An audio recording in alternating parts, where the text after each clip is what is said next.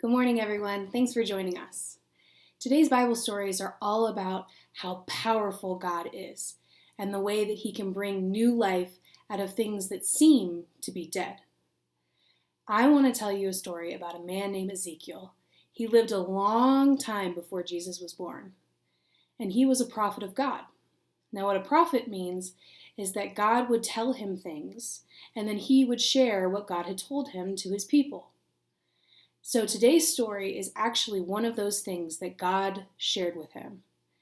God took Ezekiel to a valley of dry bones, which seemed really odd at the time, and Ezekiel didn't really know what God was trying to tell him.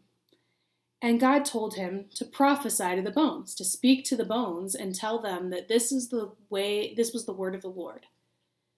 And so Ezekiel, a good, faithful man, decided to do this. So he started talking and prophesying to the bones. And suddenly, the bones started moving. It might seem like a Halloween movie trick, but what happened was pretty miraculous, actually. Bones connected to other bones, and suddenly you had little pieces of sinew that would connect them. And so then bones became skeletons.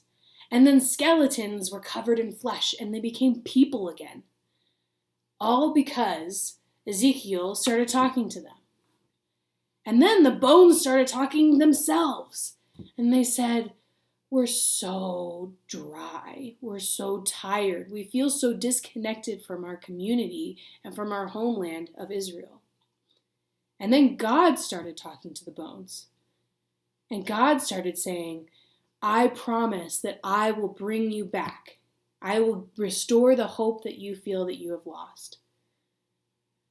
Now, these bones that had started as just bones are now people. They're alive again. Now, if you're thinking, how is that possible? Think about Pinocchio. Remember that little boy that was made of wood? He was a puppet that just kind of danced around like this. And then at the end of the story, those little pieces of wood and those strings that connected those pieces of wood turned into real bones. And the strings turned into real sinews.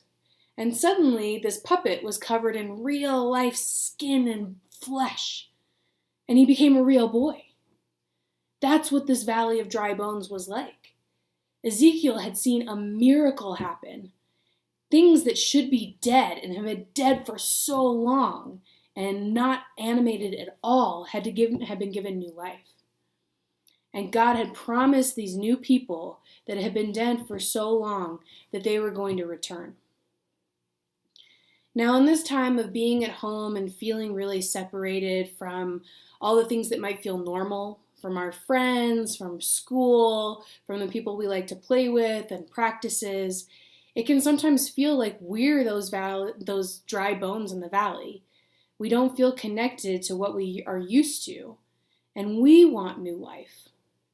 And so just like these bones were crying out to God and saying, "Please give us new life, return us to the lives that we loved, and return us to the community that we loved," I can see that a lot of you might be thinking the same thing.